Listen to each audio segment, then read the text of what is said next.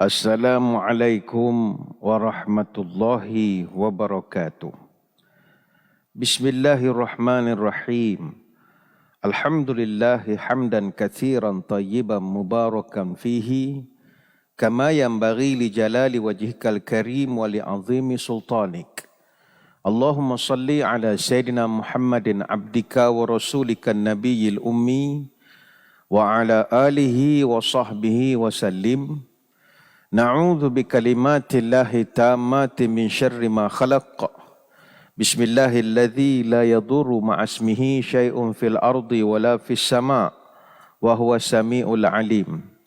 Allahumma idfa'anna al-waba' wal ghala wal riba waz zina wal mihan wa su'al fitan ma zahara minha wa ma batan an baladina hadha khasatan wa an sa'iril biladil muslimina amatan ya rabbal alamin. Nawaitu ta'alluma wa ta'lim wa tadhakura wa tazkir wa naf'a wal intifa' wal ifadah wal istifadah wal hatha ala tamassuki bi kitabillah wa sunnati rasulih wa du'a ilal huda wa dalalah alal khair ibtigha'a wajhillah wa mardatihi wa qurbihi wa thawabihi lillahi ta'ala.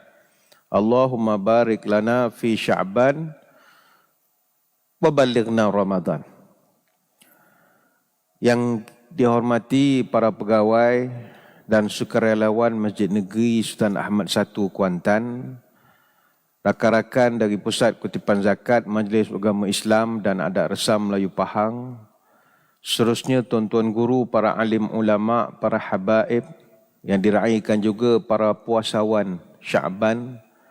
Alhamdulillah kita dapat bertemu dalam program Minda Imam Besar yang dibawakan kepada kita oleh Pusat Kutipan Zakat Majlis Agama Islam dan Adat Resam Melayu Pahang. Alhamdulillah minggu lepas kita istimewa kerana bersiaran dari Madinah Al-Munawwarah, dan pada minggu ini kita kembali bertemu di Masjid Negeri Sultan Ahmad I Kuantan. Alhamdulillah saya baru semalam selesai HSO ataupun Home Surveillance Order selama 5 hari pakai jam.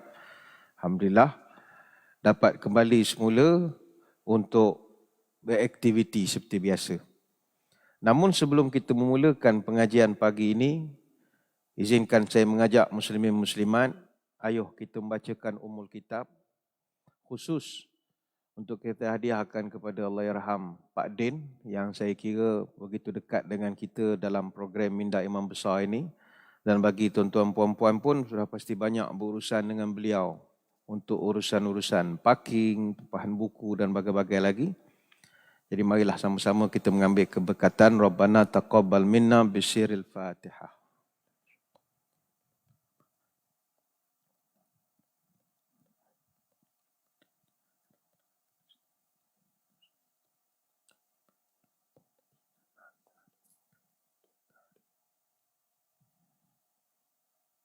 Amin ya rabbal alamin.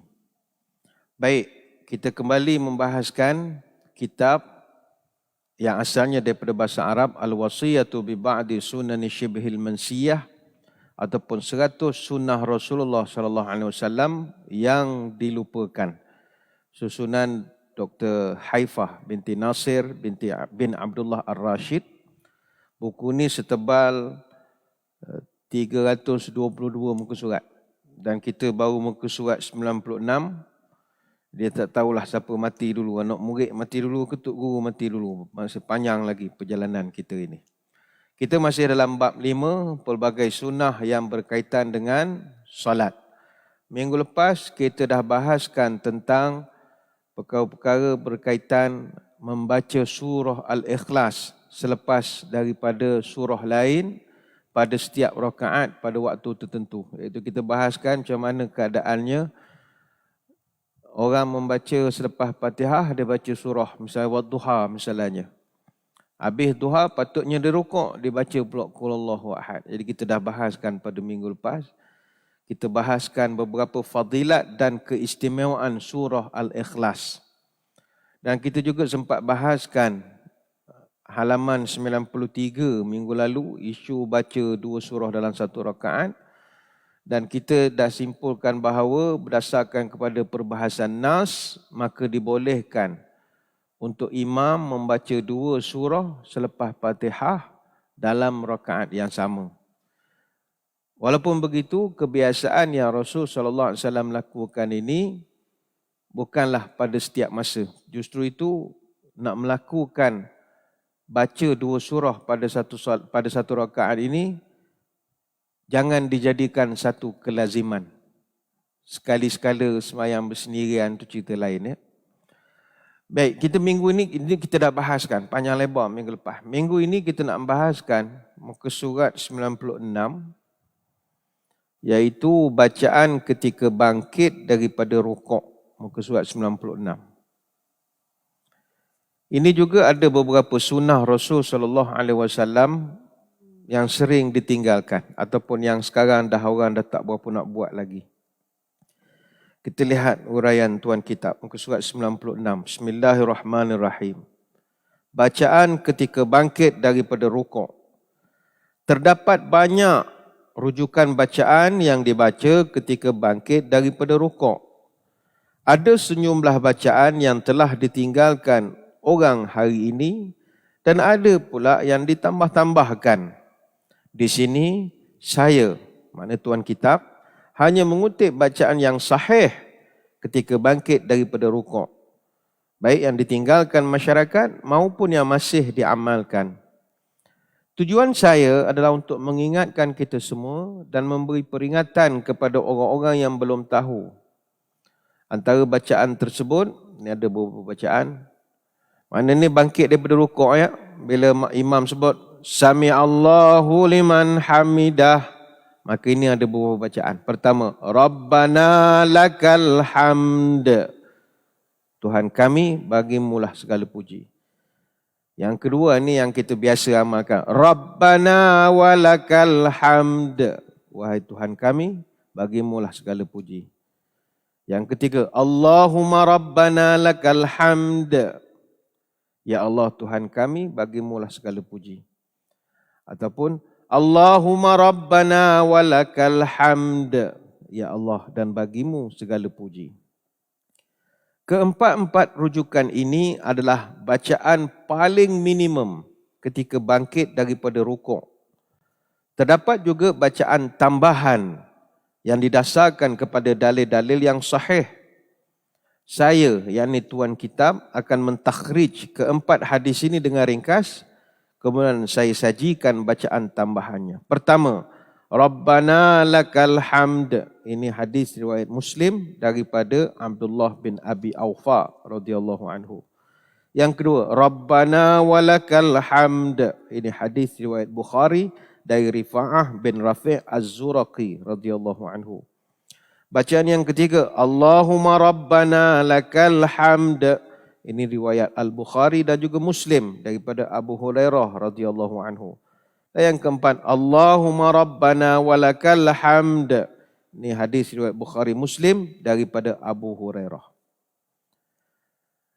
Seterusnya, berikut adalah 4 bacaan paling minimum ketika bangkit daripada rukuk beserta penjelasan tambahan. Kita bacakan hadisnya. Pertama, Rabbana walakal hamdu hamdan katsiran tayyiban mubarakan fihi. Ini ada tambahan. Kalau tuan-tuan puan-puan mampu menghafalnya, begitu bagus sekali. Mana sami Allahu liman hamidah Rabbana walakal hamd hamdan katsiran tayyiban mubarakan fihi. Maknanya wahai Tuhan kami, segalamu bagimu segala puji, pujian yang banyak, baik dan juga barakah. Ini berdasarkan hadis riwayat Bukhari daripada Rifa'ah Az-Zuraqi radhiyallahu anhu. Saya mencadangkan kepada muslimin muslimat, kalau dapat apa hak pertama ni bagus. Rabbana walakal hamd hamdan katsiran tayyiban mubarakan fihi. Fadilat dia besar. Ada satu riwayat Rifa'ah bin Rafi' radhiyallahu anhu pernah cerita, kunna yauman nusalli wara'an nabi sallallahu alaihi wasallam. Falamma rafa'a ra'sahu min ar-rak'ati qala Sami Allahu liman hamidah. Kata Rifa'ah, kami pernah semayam bersama dengan Nabi. Ketika bangun daripada rukuk, Nabi telah menyebut Sami Allahu liman hamidah. Tiba-tiba kata Rifa'ah, qala rajulun wara'ahu. Ada satu orang sahabat yang semayang belakang Nabi, dia telah sambut bacaan. Katanya, Rabbana walakal hamd, hamdan kathiran tayyiban mubarakan fih. Tiba ada seorang sahabat, bila Nabi sebut Sami Allahu liman hamidah, dia pun baca, wahai Tuhan kami, bagimulah segala puji. Aku memujimu dengan pujian yang banyak, pujian yang baik, yang penuh dengan barakah. Panjang. Biasanya orang baca, orang akan sambut, Rabbana walakal hamd. Tapi dia panjang pula. Hamdan kasiran tayyiban mubarakan fih. Jadi kata Rifa'ah, falamman sarafa qala manil mutakallim. Habis saja semayang, Nabi pusing belakang tanya, siapa dia jawab panjang lebar tadi? Nabi dengar bacaan dia. Semua orang takut nak mengaku. Sebab Nabi tak ajar. Aku ajar Rabbana walakal hamd. Siapa mandai-mandai hamdan katsiran tayyiban mubarakan fihi ini tadi? Semua orang diam, tak nak mengaku. Nabi tanya sekali lagi. Tiba sahabat baca ni pun mengaku. Qala ana ya Rasulullah. Saya yang baca ya Rasulullah. Semua orang takut. Kemudian Nabi pun kata, Ra'aitu bid'atan wa salasina malakan yabtadirunaha ayyuhum yaktubuha awwalu. Kata Nabi, jangan risau. Sebenarnya tadi saya melihat sekitar 30 malaikat berlumba-lumba untuk menulis pahala bacaan kamu. Hadis riwayat Bukhari. Jadi tuan-tuan puan-puan hafallah, bacaan ni mudah sangat. Saya kalau ceramah, saya memang mulakan dengan Alhamdulillah hamdan katsiran tayyiban mubarakan fih. Moga-moga dapat dihafal dengan baik oleh tuan-tuan puan-puan. Lepas imam sebut, Sami Allahu liman hamidah, Rabbana walakal hamd, hamdan katsiran tayyiban mubarakan fihi. Baik, itu yang pertama. Yang kedua, Allahumma Rabbana lakal hamd, mil'us samawati wa mil'ul ardi wa mil'u ma syi'ta min syai'in ba'du. Ya Allah Tuhan kami, bagimu segala pujian sepenuh langit dan bumi, sepenuh segala yang engkau kehendaki selanjutnya. Ini hadis riwayat Muslim daripada Ibnu Abi Aufa. Ini pun kalau siapa nak apa pun boleh. Semua daripada sunnah Nabi SAW. Yang ketiga, Rabbana lakal hamd mil'us samawati wal ardi wa mil'u ma syi'ta min syai'in ba'du ahlas sana'i wal majdi ahaqqu ma qala al-'abdu wa kullana laka 'abdun Allahumma la mani'a lima a'taita wa la mu'tiya lima mana'ta wa la yanfa'u dzal jaddi minkal jaddu. Wah, ini panjang betul. Wahai Tuhan kami, bagimu segala puji sepenuh langit dan bumi, sepenuh segala yang engkau kendaki. Pemilik pujian dan kemuliaan yang paling berhak atas yang diucapkan hamba. Dan semua kami bagimu hanyalah hamba. Ya Allah, tidak ada yang dapat menghalang apa yang engkau berikan. Dan tidak ada yang dapat memberi apa yang engkau halang. Dan tidak berguna segala pemilik kemuliaan, milikmu lah segala kemuliaan. Ini saya ingat orang pencen boleh hafal ni, panjang. Orang pencen berduduk saja, baca WhatsApp kerja, contohlah. Apa ni? Panjang sikit, bagus. Baik itu kita semayang di Mekah atau semayang dengan orang-orang alim, dia punya iktidal dia lama. Mana di rukuk, Sami Allahu liman hamidah, lama baru nak sujud. Maka orang Melayu pun kalau semayang di Mekah, semua kata, bagus Tok Imam Mekah ni. Dia nak bagi can orang Malaysia baca kunut agak. Bukan suruh kita baca kunut. Dia punya doa panjang. Macam kita hak label pemalas ni. Rabbana walakal hamd pun tak jawab kadang-kadang. Sami Allahu liman hamidah. Senyap saja. Ni tak berapa ikut sunnah. Minimum bacalah Rabbana walakal hamd. Nak nampak rajin mengikut sunnah Nabi, mil'us samawati wal ardi wa mil'u ma syi'ta min syai'in ba'du ahli sana'i wal majdi. Panjang lagi lah. Bacaan yang keempat, Allahumma rabbana lakal hamd mil'us samawati wa mil'ul ardi wa ma bainahuma wa mil'u ma syi'ta min syai'in ba'du ahli thana'i wal majdi la mani' lima a'taita wa la mu'ti lima mana'ta wa la yanfa'u dzal jaddi minkal jadd. Ya Allah, bagimulah segala pujian sepenuh langit dan sepenuh bumi dan di antara keduanya. Dan sepenuh yang akan engkau kehendaki, engkau adalah pemilik pujian dan kemuliaan. Sama sekali tidak ada yang dapat menghalang apa yang kau beri. Dan sama sekali tidak ada yang dapat memberi apa yang engkau beri. Dan tidak mendatangkan faedah pemilik kemuliaan darimulah semata segala kemuliaan. Hadis riwayat Imam Muslim daripada Ibnu Abbas. Jadi dalam banyak-banyak daripada 4 yang dicadangkan oleh tuan kitab ini, terpulanglah kepada muslimin muslimat, tuan-tuan puan-puan, selesa hak mana. Saya ingat kita hak paling selesa sekali, Rabbana walakal hamd, tu je lah. Sami Allahu liman hamidah, Rabbana walakal hamd. Kalau hak tu pun pemalas, memang malas betul lah. Jadi kalau nak panjang sikit, saya cadangkan yang pertama. Hamdan kathiran tayyiban mubarakan fihi. Kalau dah terror, lanjutkan sikit. Mil'us samawati wa mil'ul ardi wa mil'u ma syi'ta min syai'in ba'd. Terror lagi, begitulah sepanjang. Semua ni puji-pujian pada Allah. Baik, seterusnya, satu perkara yang perlu kita ingat. Dia protokol orang yang membaca tasmi' tahmid ini. Tasmi' tahmid ni maknanya yang sami Allahu liman hamidah, tu tasmi'. Rabbana walakal hamd, itu tahmid kita panggil. Jadi kita panggil proses tu tasmi' tahmid. Jadi protokol untuk kita nak membaca tasmi' dan tahmid ini, pertama, bagi orang yang semayang seorang, orang yang semayang bersendirian, kata At-Tahawi dan juga Ibnu Abdul Bar, orang yang semayang bersendirian hendaklah menggabungkan tasmi' dan juga tahmid. Kalau kita semayang seorang. Maknanya tuan-tuan perempuan, katalah semayang duha ke lepas ni sekarang, bila rukuk, bangkit daripada rukuk, Sami Allahu liman hamidah, Rabbana walakal hamd. Sebut dua-dua sekali. Ini boleh kita rujuk di dalam Fathul Bari li Ibn Hajar dan juga kitab Bidayatul Mujtahid li Ibn Rushd. Dalilnya adalah hadis daripada Abu Hurairah, kana Nabi sallallahu alaihi wasallam idza qala sami Allahu liman hamidah qala Allahumma rabbana walakal hamd.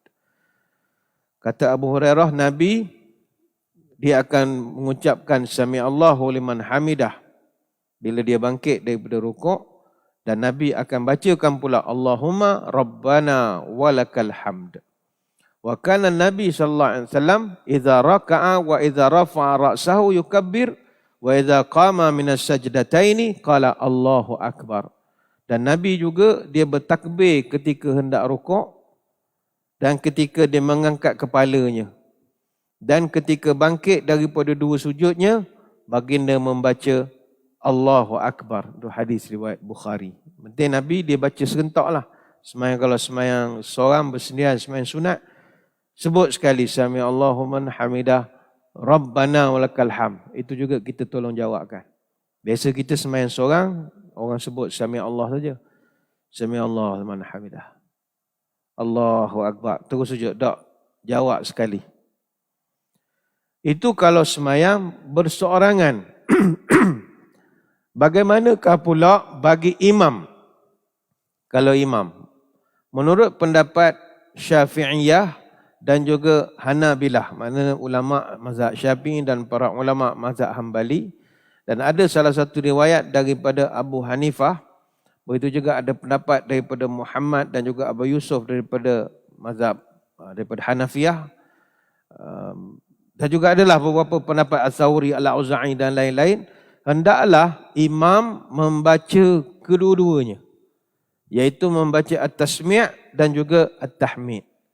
Mana imam rukuk, bila dia bangkit saja i'tidal, Sami Allahu liman hamidah, dia juga kena membaca Rabbana walakal hamd. ataupun Allahumma rabbana walakal hamd. Dia juga membaca. Dan ini semua berdasarkan dalil daripada Abu Hurairah radhiyallahu anhu, kana Rasulullah sallallahu alaihi wasallam idza qama ila salati yukabbiru hina yaqumu thumma yukabbiru hina yarka'u thumma yaqul sami Allahu liman hamidah hina yarfa'u sulbahu min rak'atin thumma yaqul wa huwa qa'imun rabbana walakal hamd. Jadi kata Abu Hurairah, sahabat tengok Nabi cara semayang, dia baca takbir di mana, gini. Dan Nabi masa jadi imam, dia rukuk, dia bangkit, sami Allahu liman hamidah, summa yaqul wa huwa qa'im. Dan ketika dia berdiri tegak, i'tidal itu, dia bacakan juga Rabbana walakal hamd. Ini hadis riwayat Imam Bukhari. Kata Az-Zaila'i dalam kitab Tabyinul Haqa'iq li Az-Zaila'i, ditanggungjawabkan kepada imam untuk menggabungkan kedua-dua bacaan. Kerana tujuan daripada adanya seorang imam dalam solat adalah untuk memandu orang lain. Jadi kalau makmum mendengar apa yang imam baca, jadi itu jadi guide untuk mereka. Supaya makmum tidak luput daripada amalan menyebut Rabbana walakal hamd. Jadi imam molek sebut juga dengan niat nak memberi semangat pada orang lain, sebut benda yang sama. Itu yang kedua untuk imam. Dalam konteks makmum pula macam mana? Bagi makmum, cukuplah dia mengucapkan tahmid saja. Mana tak perlulah dia mengikut imam. Imam sami Allahu liman hamidah, dia pun sami Allahu liman hamidah. Tak, cukuplah dia tahmid saja tanpa tasmi'. Iaitu sekadar dia mengucapkan Rabbana walakal hamd. Dalilnya adalah hadis daripada Anas bin Malik radhiyallahu anhu, wa idza qala sami Allahu liman hamidah faqulu Rabbana walakal hamd. Dan apabila imam mengucapkan sami Allahu liman hamidah, maka ucapkanlah Rabbana lakal hamd sahaja. Hadis riwayat Imam Bukhari. Begitu juga hadis Abu Hurairah radhiyallahu anhu bahawa Nabi sallallahu alaihi wasallam ada bersabda, "Idza qamal imam sami Allahu liman hamidah faqulu Allahumma rabbana lakal hamd." Jika imam mengucapkan sami Allahu liman hamidah, maka ucapkanlah Allahumma rabbana lakal hamd sahaja. Hadis riwayat Bukhari dan Muslim. Namun, ini kena ada peringatan. Ini adalah pendapat Malikiyah, Hanafiyah dan Hanabilah. Ini kita boleh rujuk dalam Fathul Qadir lil Kamalil Humam, Ar-Risalah Al-Qayrawani dan Al-Mughni li Ibnul Qudamah. Dia ada sedikit berbeza dengan ulama mazhab Syafi'i dan juga pendapat daripada Atha, Abu Burdah, Muhammad bin Sirin, Ishaq dan juga Daud Az-Zahiri yang menjadikan perkara itu sebagai mustahab. Jadi ada orang yang sebut, ada orang yang tak sebut. Jadi mungkin akan dia kata, oh ustaz salahlah kita selama ini. Kita sebut sami Allahu liman hamidah macam tu imam. Tidak salah.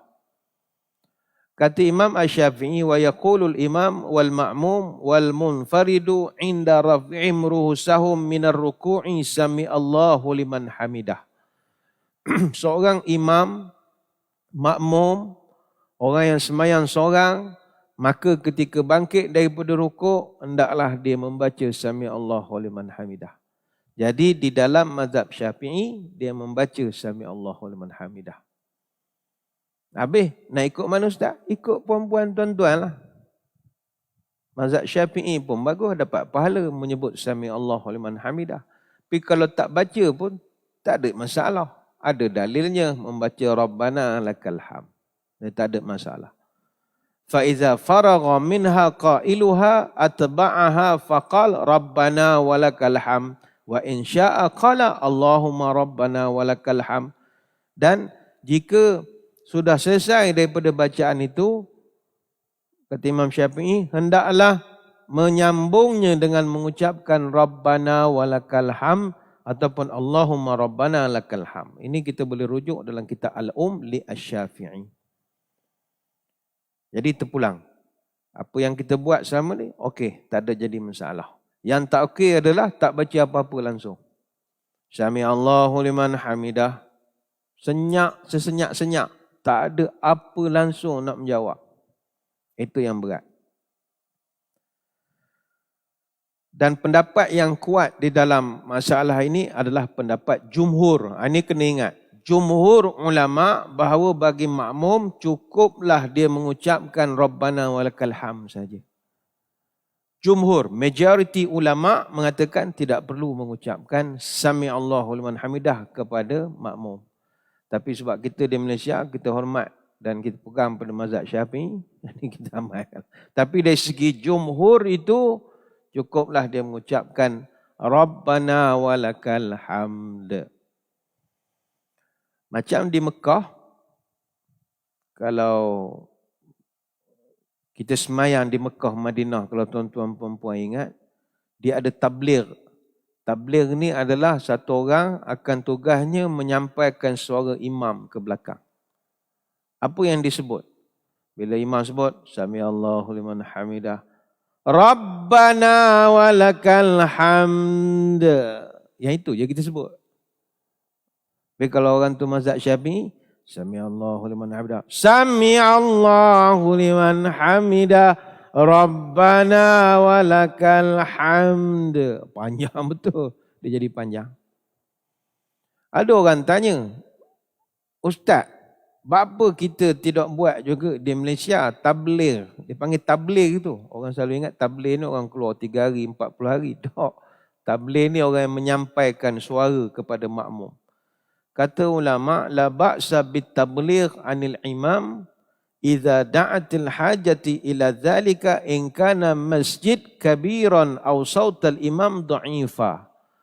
Tidak jadi masalah kita mewujudkan jawatan tabligh dalam masjid untuk menyambungkan suara imam kepada makmum sekiranya in kanal masjid kabiran, masjid itu terlalu besar.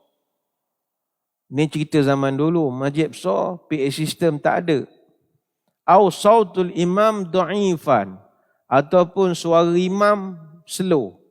Maka hendaklah ada satu orang kerjanya menguatkan bacaan imam. Maknanya macam di Mekah itu, Allahu Akbar, Allahu Akbar. Dia gitu. Kalau habis sembahyang, Assalamualaikum warahmatullahi wabarakatuh. Assalamualaikum warahmatullahi. Dia memanjangkan. Tapi kalau keadaan suara imam tu lemah dan juga masjid tu terlalu besar.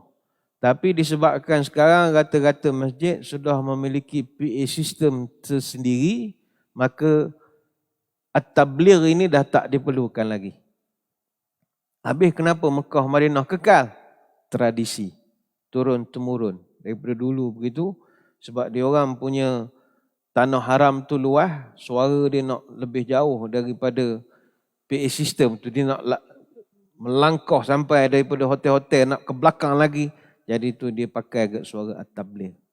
Masjid kita tak payahlah. Pada ini pun dah sampai ke HTAA lah. Dah cukup. Nak sampai ke mana lagi? Sampai ke mana lagi? Baik, selesai. Kemudian kita pergi kepada muka surat 100. Bab memanjangkan duduk antara dua sujud seukuran rukuk dan sujud. Duduk antara dua sujud sama lama dengan rukuk dan juga sujud. Ini semua sunnah-sunnah Nabi sallallahu alaihi wasallam yang dah ditinggalkan. Baik, kita tengok hadis. Pertama daripada Bara' bin Azib radhiyallahu anhu, katanya, Ramaqtus salata ma'a Muhammadin sallallahu alaihi wasallam. Fawajadtu qiyamahu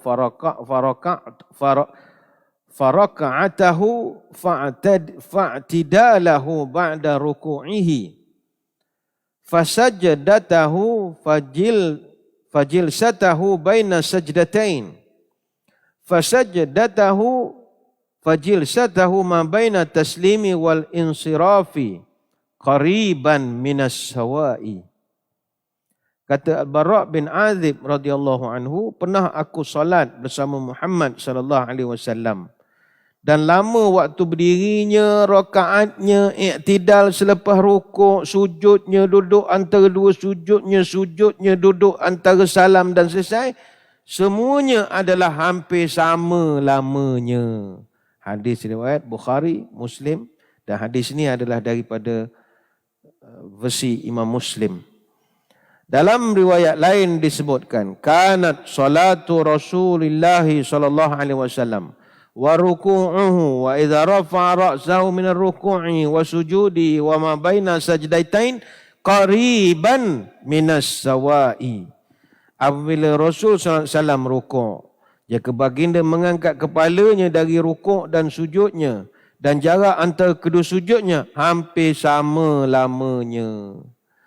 Menurut Al-Hafiz dalam Fathul Bari, perkataan qariban minas sawa' maknanya hampir sama lamanya menunjukkan ada perbezaan, hanya saja ia tidak menjelaskan secara pasti, dan itu yang dinamakan thama'ninah dalam i'tidal dan antara kedua sujud, kerana baginda biasanya melamakan rukuk dan juga sujudnya. Ini hadis pertama. Hadis yang kedua daripada Thabit dan daripada Anas. Inni la alu an usalli bikum kama ra'aitu Rasulullah sallallahu alaihi wasallam yusalli bina. Qala Thabit, fakana Anasun yasna'u syai'an la arakum tasna'unahu. Kana idza rafa'a min ar-ruku'in tasaba qa'ima hatta yaqula al-qa'ilu qad nasiya. Wa idza rafa'a ra'sahu min as-sajdati makatha hatta yaqulu al-qa'il qad nasiya.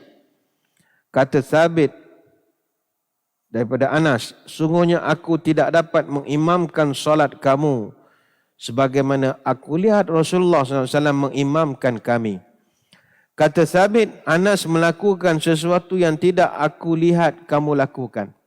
Kalau dia bangkit daripada rukuk, dia berdiri sehingga betul-betul tegak lurus, sehingga ada orang yang beranggapan mungkin dia telah lupa. Jika beliau angkat kepalanya daripada sujud, dia berhenti sebentar hingga orang beranggapan dia telah lupa. Hadis riwayat Bukhari dan juga Muslim. Menurut Ibnul Qayyim dalam Zadul Ma'ad, amalan ini telah ditinggalkan oleh kebanyakan umat selepas era sahabat. Inilah yang mendorong Zaid bin Thabit berkata, Anas melakukan sesuatu yang kulihat kamu tidak melakukannya sekarang. Beliau diam beberapa lama antara dua sujudnya sehingga kami berkata mungkin dia lupa ataupun bingung. Orang ingin mengikuti sunnah dan tidak terpengaruh kepada sesiapa saja tidak akan peduli dengan perselisihan petunjuk mengenai sunnah ini. Jadi tuan-tuan, ini juga antara sunnah yang dilupakan, iaitu memanjangkan duduk antara dua sujud. Dia punya tahap lama duduk tu sampai makmum ingat, Tok Iman ni lupa nak sujud agaknya. Sampai begitu. Cuma kita tidak boleh i'tidal dan juga duduk antara dua sujud dalam tempoh yang terlampau lama. Tak boleh pula. Kalau terlampau lama, semayang kita batal.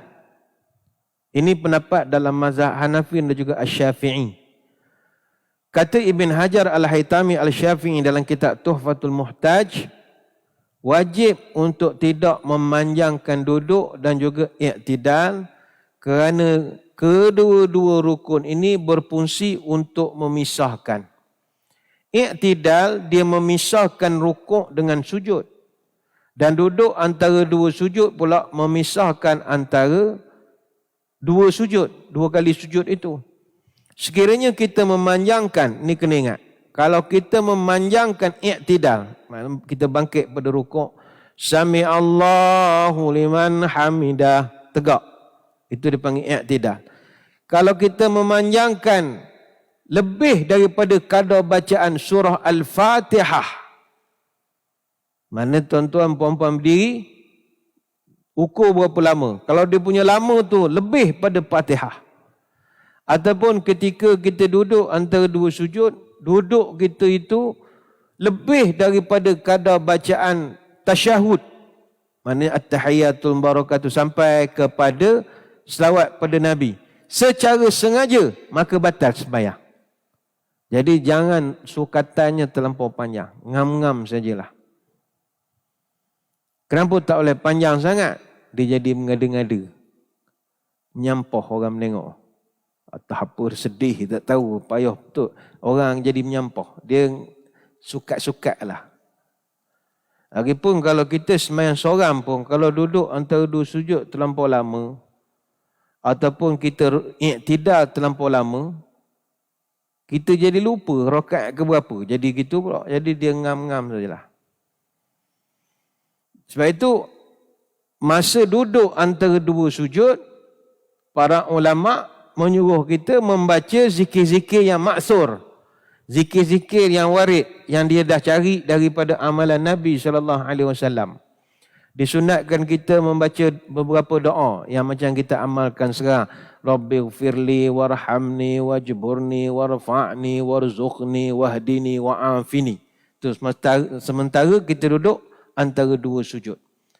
Wahai Tuhan, ampunilah aku, rahmatilah aku, tutuplah aibku, angkat kedudukan aku, kurniakan rezeki pada aku, berilah aku petunjuk, berikanlah aku kesihatan. Dan doa ini bukannya dikarang oleh para ulama, tetapi berdasarkan hadis daripada Ibnu Abbas, anna Nabi SAW kana yaqul baina sajdatain, Allahumma ghfirli warhamni wajburni wahdini warzuqni. Sesungguhnya Nabi, dia membaca doa ketika duduk antara dua sujud. Ya Allah, ampunlah dosaku, rahmatilah aku, tutuplah aibku, beri aku petunjuk dan kurniakan aku rezeki. Itu yang Nabi doa. Dalam riwayat Ibnu Majah, ada penambahan warfa'ni, makna angkatkanlah kedudukanku. Ini hadis riwayat Imam At-Tirmizi. Dan dalam hadis daripada Ibnu Abbas, anna Nabi sallallahu alaihi wasallam kana yaqulu baina sajdatain, Allahumma ighfirli warhamni wa'afini wahdini warzuqni. Sesungguhnya Nabi ketika duduk antara dua sujud, dia membaca, Ya Allah, ampunilah aku, rahmatilah aku, afiatkanlah aku, berikanlah petunjuk serta rezeki kepada aku. Hadis riwayat Abu Daud. Jadi, saya kira kalau kita membaca doa itu dah kira lama dah tu. Dia tak nak macam orang, macam ayam patuk makanannya. Maknanya daripada berdiri, dia sujud. Allahu Akbar. Allahu Akbar. Allahu Akbar. Terus je sujud yang kedua. Duduk itu biarlah berlamaan sedikit. Sukatan lamanya adalah membaca yang kita baca biasa tu lah. Rabbighfirli warhamni wajburni warfa'ni warzuqni wahdini wa'afini wa'fu anni, contohnya. Lagi bagus panjang sikit, tapi jangan panjang itu dah macam tahiyat, sampai sukatannya sampai selawat Nabi. Ngam-ngam saja. Baik. Ini yang mustahak ya, keseimbangan. Kata Imam An-Nawawi, wa yambaghi an la yutawilu tawlan fahishan fa in tawlu fa fi butlani salatu khilaf. Dan sayugialah kita tidak melamakan terlampau lama duduk, sehingga duduk itu duduk yang melampau katanya. Maka jika dilamakan duduk, maka padanya batal atau tidak, itu ada perselisihan ulama katanya, dalam kitab Al-Majmu'. Jadi nak selamat, janganlah kita terlampau panjang sangat. Maka jika kita hanya membaca tasbih sebanyak 3 kali ketika rukuk, tasbih 3 kali ketika sujud, maka tak cantiklah pula kita memanjangkan duduk antara dua sujud ataupun tidak terlampau panjang. Awak rukuk, awak baca pendek je. Sedangkan Nabi dalam hadis yang kita baca tadi, sahabat kata dia punya sujud, dia punya rukuk, sukatan dia sama saja. Tak pendek sangat dan tak panjang sangat. Sama saja sukatan. Jadi kita rukuk. Kita rukuk, berapa banyak kita baca? Subhanallah, subhanallah, subhanallah. 3 kali saja. Maka tidak kita pun, itu juga sukatan dia. Duduk antara dua sujud kita pun, itu juga sukatan dia. Kalau nak panjang, panjang semua. Mungkin rukuk baca 11 kali dah. Subhanallah, subhanallah. Niat exercise contohnya kan. Subhanallah. Baca 11. Mana i'tidal pun sukatannya 11 itu juga. Duduk antara dua sujud itu juga sukatan dia. Maka sebaik-baiknya dicadangkan, terutama kalau kita semayang bersorangan, kalau nak memanjangkan i'tidal dan juga duduk antara dua sujud, maka kita panjang kalau juga rukuk kita dan sujud kita. Bacalah tasbih sebanyak-banyaknya, sama ada 10 ataupun 21 kali dengan tenang, baca dengan tertib, kemudian kita muhasabah diri, barulah munasabah kita memanjangkan kedua-dua rukun itu. Jadi selesai. Seterusnya, muka surat 102, memperbanyakkan doa keampunan di antara kedua sujud. Muka surat 102. Hadis daripada Huzaifah Al-Yamani radhiyallahu anhu, anna Nabi sallallahu alaihi wasallam kana yaqulu baina sajdatain rabbighfirli rabbighfirli. Kata Huzaifah, antara kedua sujud Nabi SAW membaca doa, wahai Tuhan, ampunilah aku, ampunilah aku. Hadis riwayat Ahmad, Abu Daud, An-Nasai dan Ibnu Majah. Menurut Syekh bin Baz, duduk antara dua sujud termasuk imam dan makmum mengucapkan rabbighfirli, wahai Tuhan, ampunilah aku 3 kali ataupun lebih. Bacaan yang wajib hanya sekali dan tambahannya adalah sekadar sunat sahaja.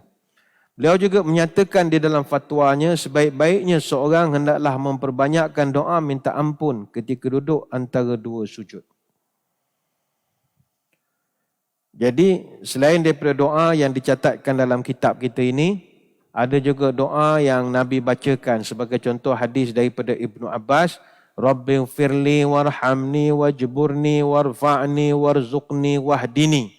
Ya Allah, ampunilah aku, rahmatilah aku, cukupkan aku, tinggikan darjatku, berikanlah aku rezeki dan berilah petunjuk kepadaku. Ini yang kita dah biasa amalkan. Kalau ikut pandangan Syekh Abdul Rahman bin Nasir As-Sa'di dalam kitab Manhajus Salikin, dia ada tambahan Rabbighfirli warhamni wahdini warzuqni wajburni wa'afini. Wahai Tuhanku, ampunilah aku, rahmatilah aku, berikanlah aku petunjuk, berikanlah rezeki, cukupkanlah aku, selamatkanlah aku. Dia sebenarnya tuan-tuan puan-puan, ada macam-macam bacaan yang kita boleh baca ketika duduk antara dua sujud. Macam-macam bacaan. Pertama, Rabbighfirli warhamni wajburni warfa'ni warzuqni wahdini. Itu hadis riwayat Imam Ahmad. Boleh juga membaca Allahumma ghfirli warhamni wajburni wahdini warzuqni. Itu hadis riwayat Imam At-Tirmizi. Boleh juga membaca Rabbighfirli warhamni wajburni warzuqni warfa'ni. Itu hadis riwayat Ibnu Majah. Boleh juga membaca yang keempat, Allahumma ghfirli warhamni wa'afini wahdini warzuqni. Itu hadis riwayat Abu Daud. Atau boleh juga membaca dengan Allahumma ghfirli warhamni wahdini wa'afini warzuqni. Hadis riwayat Al-Hakim. Dan semua lafaz ini adalah daripada siapa? Ibn Abbas. Ibn Abbas tengok Nabi pernah baca. Mungkin ada hari begini, ada hari dia tanya Nabi baca begini. Ini kita boleh rujuk perbahasannya dalam kitab Ad-Dalil ala Manhaj As-Salikin. Yang mustahak, tuan-tuan puan-puan, jangan tinggalkan membaca. Maknanya bila dah sujud, duduk antara dua sujud, jangan tak membaca. Bila kita tidak membaca, tidak ada tamakninah. Mana dia jadi ayam patuklah. Duduk sekejap, baca. Rabbighfirli warhamni wajburni wa'afini warzuqni wahdini wa'afini wa'fu anni. Baca apa yang kita biasa bacakan. Dan sujud sekali lagi. Jadi barulah dia ada tamakninah di situ. Kadar panjang sama panjang dengan rukuk yang kita buat tadi. Ataupun sujud yang baru kita buat, itu sukatan dia. Selesai. Kita habiskan bab ni lah. Yang surat 103 ini. Yang bab satu lagi ni, meludah ke kiri 3 kali ni minggu depan lah. Sebab meludah ni untuk mengelak gangguan syaitan. Dia kalau ganggu orang bekerja, tak lepas ludah, tak jadi. Jadi kita terus kita ceritakan pasal meletak tangan pada lutut ketika tahiyat akhir. Muka surat 103. Meletakkan tapak tangan pada lutut ketika tasyahud akhir. Orang Melayu panggil tahiyat akhir. Kita sebut tasyahud akhir. Hadis daripada Abdullah bin Zubair. Satu saja hadisnya. Kana Rasulullah sallallahu alaihi wasallam idza qa'ida yad'u wada'a yadahu al-yumna ala fakhzihi al-yumna wa yadahu al-yusra ala fakhzihi al-yusra wa asyara bi isba'ihi as-sababah wa wada'a ibhamahu ala isba'ihi al-wusta wa yulqimu kaffahu al-yusra rukbatahu. Apabila Rasulullah SAW duduk untuk berdoa ataupun tahiyat akhir, baginda meletakkan tangan kanannya atas paha kanan dan tangan kirinya di atas paha kiri. Baginda akan mengisyaratkan dengan jari telunjuknya dengan meletakkan ibu jarinya di atas jari tengahnya serta menggenggam tapak tangan kirinya di atas lututnya. Hadis riwayat Muslim dan juga Abu Daud. Menurut An-Nawawi dalam syarah Muslim, ayat dan baginda menggenggam tapak tangan kirinya di atas lututnya adalah dalil disunatkan amalan tersebut. Para ulama berijma' sunat hukumnya meletakkan tapak tangan pada pangkal lutut atau di atas lutut disertai dengan menggenggamkan jari jemari di atas lutut sesuai dengan tapak kiri yang digenggam di atas lutut. Hikmah meletakkan tangan di atas lutut adalah untuk menjaganya daripada bermain-main. Jadi tuan-tuan puan-puan, ini juga beberapa sunnah yang kita dah terlepas pandang. Cuma saya perlu jelaskan begini. Bab kedudukan tangan di atas paha, ini termasuk dalam hal tanawu'at fil ibadah. Dia masuk dalam keragaman tata cara beribadah. Tidak ada orang yang boleh mendakwa dia paling betul. Ini keragaman. Kalau ikut kaedah dalam mazhab Syafi'i, sebab kalau kita nak bahaskan semua mazhab, saya ingat tuan-tuan esok gila isim gitu saja. Lalah tak tahu mana, lalah melentam gini tangan lalah. Ada orang dia terlampau banyak belajar, dia dah tak tahu letak tangan atas paha mana, dia lentam gini. Ada hak pesen, bila asyhadu an la ilaha illallah, tiba gatal, dia garu. Tukar tangan kiri letak atas paha kanan. Ada, dia isim lah tu. Kita jangan pening. Dalam kitab Majmu' Syarah Muhadzab, ni dalam mazhab Syafi'i, kata Imam Asy-Syairazi, ni semua jago-jago mazhab Syafi'i. Sunat membentangkan jari jemari tangan kiri di atas paha kiri. Jadi paha kiri bentangkan jari. Tuan kitab ni sebab ni kitab daripada negara lain. Jadi dia genggam. Kalau tuan-tuan nak genggam tak ada masalah. Semua ada dalil belakang kan. Bagi kita, kalau tuan-tuan buat penumbuk, orang pelik. Bawa balik Mekah, agak orang akan kata begitulah. Bagi kita, kita genggangkan. Jadi sunat membentangkan jari jemari tangan kiri di paha kiri. Sedangkan untuk tangan kanan, ada 3 pendapat. Macam-macam pesen. Lupakan yang orang kita tengok orang Arab mana dia main gerak jari. Itu tak payah bahas. Kalau tuan-tuan puan bahas, tuan-tuan isim esok. Kita cerita hak dalam Majmu' Syarah Muhadzab saja. Kata Imam An-Nawawi dalam kitab Al-Majmu', pertama, caranya adalah genggam 3 jari. Iaitu jari tengah, jari manis, jari kelengking. Kemudian, tunjuk. Yang ini letak di bawah jari telunjuk. Bukannya di atas gedak, di bawah. Mana ni jari telunjuk, parkingkan dia di sini. Ini kaedah pertama. Ini kaedah pertama. Nak letak tembok begini atau begini, terpulang. Ada orang begini, ada orang begini. Gini je tak ada lagi. Yang penting begini kaedahnya. Kemudian, dan ini adalah cara yang diterangkan oleh Ibn Hajar Al-Asqalani dalam kitab At-Talkhis Al-Habir. Dan Imam An-Nawawi dalam syarah beliau terhadap Sahih Muslim juga menjelaskan cara ini. Cuma dia ada sedikit perbezaan melibatkan posisi 3 jari saja. Iaitu kelengking, jari manis, jari tengah, diturunkan sehingga nampak kuku. Tadi kita sorok, yang dia nampak sikit. Pening gitu sajalah. Jadi Buat je lah apa kita amalkan selama ni. Asalkan angkat jari macam sekarang. Gini-gini tak ada jadi masalah. Yang kedua adalah turun 3 jari. Jari telunjuk kekal. Jari ibu duduk di atas jari tengah. Yang tadi dia duduk di bawah jari telunjuk. Yang ini dia duduk di atas jari tengah kita. Ini adalah cara yang ditunjuk oleh Ibn Zubair. Jari manis dan jari kelingking ni semua masuk ke dalam. Tak nampak kuku lah. Tak nampak kuku. Dan hujung ibu jari itu, jari manis dan kelingking itu masukkan ke dalam. Tak nampak kuku.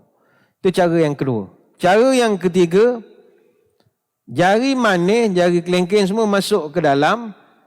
Cumanya ibu jari dia cantumkan dengan hujung jari hantu. Jari tengah dia cantumkan, mana turun di sini, buat bulatan di sini, jari telunjuk. Dia jadi begini. Dia jadi begini. Maknanya jari tengah dengan jari ibu, jadikan bulatan, dua ni turun, lepas tu jari telunjuk. Ada juga PCM gini, buat ada lingkaran, ada lubang di sini. Ada tutup, ada buka. Ini adalah cara Al-Wa'il Ibn Al-Hujir, qaul qadim dalam mazhab Syafi'i dan ada pendapat yang kuat dalam mazhab Al-Hanabilah. Jadi tak ada jadi masalah. Sebab itu saya sebut tadi, Al-Mutanawwi'at. Ini semua hanyalah kepelbagaian, keragaman cara pegang jari. Tuan-tuan, puan-puan konsentrate saja pada mazhab Syafi'i. Usah fikir hak mazhab lain, nanti saya takut tuan-tuan mengaku Imam Mahdi esok jadi pening. Pada hak tu je dulu. Cuma ada satu cara yang rare. Ini cara yang rare. Sebagaimana kata Ibnu Umar, ada satu riwayat. Ini jarang diceritakan benda ni. Rasul sallallahu alaihi wasallam dia beri isyarat dengan jari telunjuk sambil buat angka 53. Oh, ini payah nak buat. Yang ini kalau saya nak terangkan tak ada. Dalam hadis disebutkan kana idza qa'ada fit tasyahudi wada'a yadahu al-yusra ala rukbatihi al-yusra wa wada'a yadahu al-yumna ala rukbatihi al-yumna wa aqada 53 wa asyara bis sababah. Nabi kata Ibnu Umar, jika dia duduk untuk tahiyat, maka baginda meletakkan tangan kirinya di atas lutut kirinya, kemudian tangan kanan di atas lutut kanannya. Kemudian Nabi membentuk jari dengan bilangan 53 dan membuat isyarat dengan jari telunjuk. Hadis riwayat Muslim. Ulama bahaskan hadis ini. Macam manakah yang dimaksudkan wa aqada 53? Nabi buat jari 53. Apa makna Nabi buat jari 53? Apa tuan-tuan faham jari 53? Rupanya bila dah buat kajian mendalam, ini adalah teknik jari atau kiraan jari zaman Rom kuno. Yang cara itu kemudiannya terpengaruh juga di kalangan bangsa-bangsa Arab. Macam kita orang Melayu atau sekarang, kalau kita ngira 1, 2, 3 pakai jari, apa simbol kita? 1, 2, 3, 4, 5, 6, 7, 8. Ni zaman 2022. Zaman dulu, termasuk zaman Nabi SAW, orang ngira dia pakai jari, macam nak beli barang, dia nak minta kurang, dia ada cara kiraan jari. Sekarang dah tak ada lagi. Contohnya, kalau dia pakai satu jari saja, kalau 10, dia buat begini. Mana kita nak faham ni 10? Ni 10. Kemudian ni 20. Kemudian ni 30. Ini 40. Yang ni 50. Kemudian ni 60. Kemudian ni 70. Begitulah saya tak apa nak ingat. Kemudian ada pula 80. Kemudian ada 90. Dia ada cara kira. Puluh lain. 1 sampai 10 lain pula kiraannya. Ni dia panggil jari matika Arab. Ni kalau saya ulas nanti tuan-tuan isim cara lain pula nanti. Dia ada cara kiraan. Jadi bila Nabi buat 53 adalah cara 10, 53. Gitulah saya pun tak reti. Mudahnya apa kita buat selama ni lah. Itu cara mudah. Dan isyaratnya mesti guna isyarat jari telunjuk. Jangan, oh saya ni orang Melayu, kau hajar rasa pakai ibu jari boleh tak? Nampak sopan sikit. No. Nabi tunjuk, jari telunjuk. Dan isyarat itu tuju pada kiblat. Imam Al-Baihaqi Dia menggunakan hadis daripada Ibnu Umar. Kenapa jari telunjuk? Bukan jari tengah, bukan jari kelingking, jari yang lain. Sebab kata Ibnu Umar, lahiya asyaddu ala syaitani minal hadid. Jari telunjuk ini, dia lebih keras daripada besi. Ketika engkau menyumpah syaitan, kata Nabi. Hadis riwayat Ahmad. Kalau kita jampi serapah, tunjuk jari telunjuk ni, dia lebih keras daripada besi. Nanya banyak nak diterangkan, tapi saya kira sekadar itulah dulu. Saya takut tuan-tuan puan-puan kan jadi bengong pula semayang ni kan. Sudah aku tak ingat. Lalah jadi begini kan. Semayang jadi rock pula dah ni kan. Jadi pening. Buat apa yang kita amalkan selama ini, tidak ada ketetapan orang ni paling betul dan sebagainya. Asalkan tangan kanan duduk peha kanan, tangan kiri duduk peha kiri, tunjuk pakai jari telunjuk, lulus selalulah. Teknikal macam mana itu atas masing-masing. Jangan bertukar begini tangan, sudahlah. Ya. InsyaAllah minggu depan, kalau tak ada arah melintang, kita akan bincangkan satu tajuk yang begitu menarik. Ini juga saya ingat, tak ada orang buat di masjid sunnah yang ditinggalkan, dilupakan. Iaitu meludah ke arah kiri 3 kali ketika ada gangguan. Dan gangguan ni bukan gangguan orang bekerja, tak, gangguan setan. Setan, kita rasa lupa rakaat, ludah, 3 kali ke kiri. Tapi boleh tak dibuat di masjid negeri? Ni kita akan bincanglah, letihlah kita orang kalau semua pakai ludah lepas pada ni. Saya kira sekadar itu, kita tutup pertemuan kita dengan sedikit doa. Moga majlis kita diberkati ilahi. A'udzubillahi minasyaitonirrajim. Bismillahirrahmanirrahim. Allahumma salli wa sallim ala Sayyidina Muhammadin salatan tukhrijuna biha min zulumatil wahmi. Allahumma in kana rizqina fis sama'i fa'anzilhu. Wa in kana fil ardi fa akhrijhu wa in kana mu'siran fayassirhu wa in kana haraman fatahhirhu wa in kana ba'idan faqarribhu bihaqqi duhaika wa bahaika wa jamalika wa quwwatika wa qudratik atina ma ataita ibadika salihin. Ya Allah, kalau rezeki kami masih di langit, turunkanlah. Kalau di bumi, keluarkanlah. Kalau susah, permudahkanlah. Kalau haram, sucikanlah. Kalau jauh, dekatkanlah. Berkat waktu duhamu, berkat kecantikanmu, keindahanmu, kekuatanmu, kekuasaanmu. Limpahkan pada kami apa yang telah engkau limpahkan pada